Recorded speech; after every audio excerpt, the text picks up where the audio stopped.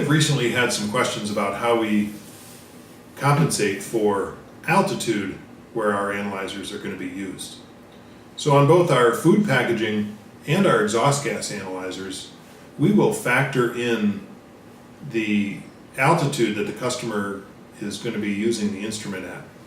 So for example, we're in Cleveland, Ohio.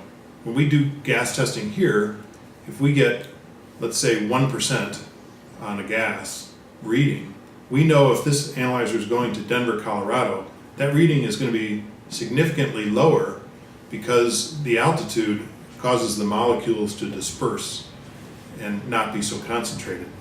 And that there's a known factor for that. So we can basically add in the configuration, in the case of Denver, we can add a 25% increase to the readings, even in Cleveland, Ohio, and we know that when it gets to Denver, it'll be proper, so that you'll get that same reading that we get here.